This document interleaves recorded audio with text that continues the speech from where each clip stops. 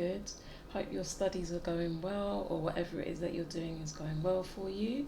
As promised, this is part 3 of the Specimen Paper 2 exam for 2023. So we're on the final bit now, which is task 4 presentation. So we're going to be working in PowerPoint today. And before I get started, just to remind you to like this video if you find it useful, give me any feedback via the comments on anything else you would like to see, or if you just want to show me a bit of love for the video, that's cool as well. And if you could subscribe, that would be fantastic. That's like the most important thing now. I really want to build a community on here on YouTube, so yeah, I need you to subscribe so you can be part of the community and I can put out video content and other types of content as well. So let's begin. So it says, first of all, you are going to create a short presentation. All slides must have a consistent layout and formatting. So consistency is very important here. They've made a point of saying that to us. And we need to create a presentation of 6 slides using the SPO2 about.rtf file. So an RTF file is a rich text file.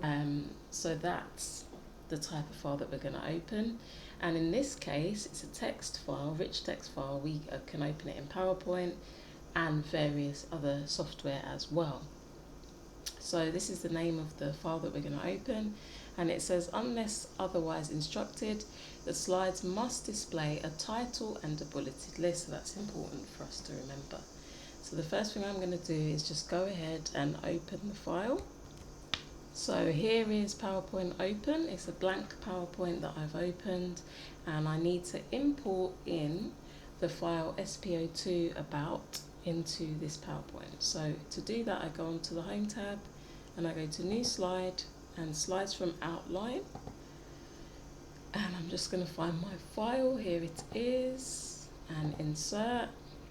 And so that has opened. As we were told, it's 6 slides. I'm going to delete number 1 because that's the one that was originally there when we opened PowerPoint. So there are 6 slides available, and they have a title and a bulleted list on each slide, as you can see here. So that looks as it should do for now. So I'm going to go back to the question and see what we have to do next. So we're on step 26. So it says, use the master slide to display only the following features. So we're going to go onto the slide master here. So I'm just going to highlight that. And it says that we need to, in the slide master, we need to display automatic slide numbers on the top right, and our name, centre number and candidate number. Now it doesn't tell us whether that should be on the left or the right, top or bottom. So you can choose, but you must make sure that these items appear in the same position on every slide and don't overlap. So when we're putting our details in, that second bullet point here, we want to put it in a place where it's not going to overlap with other elements of the presentation. So I'm going to go ahead, and to go into the slide master, we go to View, and we go here to Slide Master, and then it always tends to open at the bottom here, but we need to edit this number 1 here, the first slide in the slide master, because this is where all the changes will be. So we've got some text boxes down the bottom. So we've got this one with a hash inside, and this is the slide numbers. So I'm going to move that. Oops. I'm just going to position that in the top right. Now, if you need to adjust your text boxes, the other text boxes, you could do that also. So I'm also going to move it over a little bit because I don't want any overlapping. I think I want to make that bigger as well and change that to black. Just as like what I've said before, you want to make sure that everything is really well visible, and that the examiner, that's a bit too big, the examiner doesn't have any reason to knock marks off you. So the slide numbers are really going to be visible there. They're not going to overlap with anything else because the title's here and the bulleted list is here. The footer, this is where our details will go, and I'm going to move this over here, I think. So everything's over on the right hand side. And again, I'm going to make that black, and I'm going to make it a bit bigger as well. Maybe I'll make it 16. Yeah, it's good. The date we don't need, so I'm going to remove that text box, and I'm going to Control S to save. And this is going to be saved in my file folder. And so that's now saved. So I can close my slide master for now. I don't know if there's anything else I need to do in the slide master, but for now I'm going to close it. Now at the moment you can't see any of the elements that we added to the slide master on our PowerPoint itself. So what we need to do to make them appear is go to Insert, Header and Footer, and now if you tick slide numbers, that text box here positioned in the top right should appear, and then the footer text box also. So we just need to type in the details that we've been asked for, and again I'm just using a random number for my centre number and candidate number, and apply to all because this has to show everywhere. And now you can see the slide numbers on every slide and our details are on every slide. So that's that bit done. Let's see what we need to do next. So it says, so we're on step 27, format slide 1 with the title slide layout, with the title and the subtitle text centered in the middle of the slide. So we'll do that, and then we'll come back here. So slide 1, we click on slide 1, right click and go to layout, and then here's title slide. You just select that, and that has now formatted that in the title style, so we have the text in the center as we've been asked to do it. So that's that. And then step 28, it says on the slide with the title marketing, demote means to bring down the bulleted items after the text dedicated marketing manager, so they look like this. So let's have a look and I'll explain a bit more. So we're going to marketing. So as you can see at the moment, dedicated marketing manager's there, and all the other bullets are on the same level as dedicated marketing manager.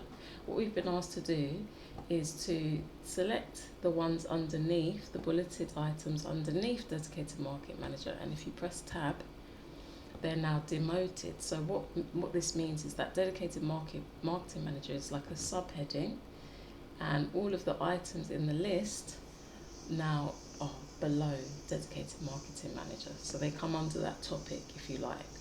The only thing I'm not sure about is the formatting of the bullets, because if we go back to the question, it says that the bullets should look like this with dashes, so I want to make sure I do that. So I'm going to do that in the slide master. I'm going to just save this before I go to the slide master, and I'm going to go to view slide master, again to the top, and if you see here you've got second level, third level, fourth level. So the second level is the one I want to edit, so I'm going to select it as I have done and then go here to bullets and numbering, and I'm going to go to customize, and I'm going to find the dash, which is here, and I'm going to use that now for all the second level bulletin. We don't need to edit third, fourth and fifth at the moment because we're not using those in our presentation. I'm going to save my changes, go to slide master and close the master view, and now that has changed the second level bullets. So the first level has stayed the same, second level bullets has changed so it matches exactly the question. Might not be 100% necessary, I'm not sure, but I would personally do that just to make sure that everything is exactly as it is in the exam paper. Now we're going on to question 29. So in question 29 it says use the data in the file spo2 sales.csv, so this is a comma separated values file, to create a vertical bar chart to compare, so it's going to be comparative as well. the sales of the yachts by size for only the year 2021. So only the year 2021 is what we need the data for. Display with labels the yacht lengths on the category axis and the number sold on the value axis. So yacht lengths on the category axis and number sold on the value axis. So we'll have a look at that in a sec. So I'm going to show you the file. So here it is. All I've done is just go ahead and open the file from my source files folder. And as you can see, so we have the sales for the yachts from 2016 to 2021, and we've got I think this is the length of the yachts across the top here, the value of the total sales down here, and yeah, so then we've got the number of sales for 2021 here and the different lengths of the yachts.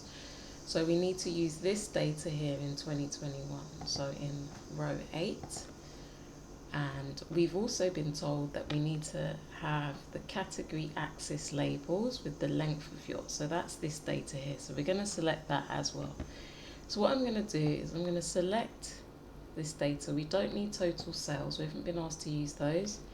Now I need to hold down the control button and select my lengths also. And if I go to insert, and you've got charts here, I'm using a vertical chart.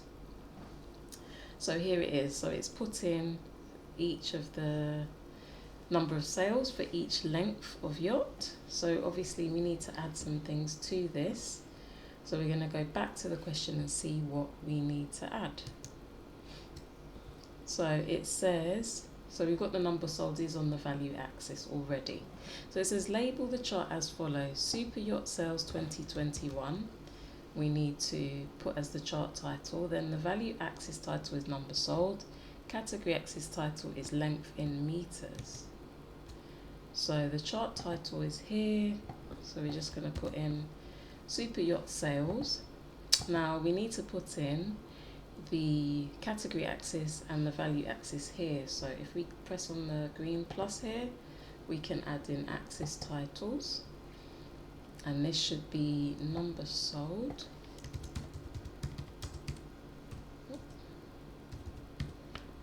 And this one should say length in meters. So that's that. Let's go back and see what else we need to add. So it says display only the values as data labels. So the values now is the actual number of yachts that have been sold as data labels above each bar. Do not display a legend. So we don't need to put a legend in, or a key as some people call it. So I'm going to click on the bars because I need to format those and select data labels. So that's what we want. You can change the position here. According to the question you would change it, but ours we want at the top. Like that. That's what the question's asked for. So that's that. I'm just going to go back to the question and check what I need now. So there is no legend or key. Another word for legend is a key. Now we're looking at the value of the axis scale. So I'm going to just go back to my chart in a moment, but it says that our axis scale of the value axis should be a minimum of 0 and a maximum of 120, and it should go up in increments of 15. So let's have a look here. So this is the axis scale here, the value axis scale. So we need to format that. So we want to format axis. So you select it, right click, format axis. We want to put in, it says a minimum of 0, which it already is, and a maximum of 120 there. So that's now changed. Starts at 0, goes up to 120, but it's still going up in increments of 20. So we want that to change from 20 to 15. So we change the units, major units here, and that will then change. So these are now going up in increments of 15. So that's what that means there. I just want to say, I'm going to actually save it in a sec when I move it. So it says place the chart to the left of the bullets on the slide with the title sales. Make sure that no words are split, all the data labels are fully visible. The chart and its contents do not overlap any slide items. So I'm going to go ahead and copy that chart to my PowerPoint and to the sales slide, and it says they should be to the left, so I'm going to move this over to the right, and my chart will go here, and then I just need to move it so it's not overlapping. I'm going to move it over a bit more, and I don't know, you can play around with this to make sure that the sizing and everything is as you want. You could make it like that. This text box I think I'll make a bit wider, so this text has a bit more space. So I think that's okay. I might move the chart up a little bit. Yeah. So that's that. I'm just going to go ahead and save my PowerPoint again. Please make sure that you're saving your work regularly. So that's what we've done there. And then it says on the slides, we're on step 34. On the slide with the title Our Services, format the text Yacht Charters so that when it is clicked, it goes to the slide with the title Sales. Take screenshot evidence to show that the text links to the correct slide and place this in your evidence document. So what we're doing here is we're creating a hyperlink from the text Yacht Charters so that if someone clicks on it, it goes to another slide in our presentation called Sales. So let's go to Our Services. So it's going to link to this slide here that we've just put the chart on. So this text here, Yacht Charters, so we need to select the text and right click on it and go to link. Now it's given us various documents to link to. We want to link to a slide in our presentation. So you go to place in this document, and then you've got all your slides here. So I want to go to sales. And this is what we're going to take a screenshot of, so I will do that now. Press OK. So that's now become a hyperlink, and that should go where we want it. But before I move on, I'm just going to go ahead and put the evidence in. Okay, so here's my evidence showing the text has been linked to the slide Sales, and you can see the preview of the slide there. And I've made that a bit bigger as I always do. So let's go back to the question, and it says save your presentation, print all the slides as handouts with 2 slides to the page, each slide filling half the page. That's the last bit. So I'm going to go back to my presentation, save it. So to get the print dialog up, we go to File and we go to Print, and then we want to print all the slides here. Make sure you select the printer, the correct printer to print your work. Check with whoever is supervising you to make sure that's correct. And we want a full page. We want to select here where it says full page slides, and this gives us an option to change what we want. We've been told we want to use handouts, 2 slides per page, with each slide filling half the page. So this is exactly the one that we need, and that goes over 3 pages. So it's a good way to just have a quick proofread as well of your work to make sure everything's there as it's supposed to be. Make sure all the changes that you were supposed to make you've made. Make sure the page numbers are there and your details are there, most importantly, as well. You can, if you want, if you go into edit header and footer, you can add a footer or a header with your details there as well. It's just an extra step. You don't need to. Just putting in some random numbers here and apply to all.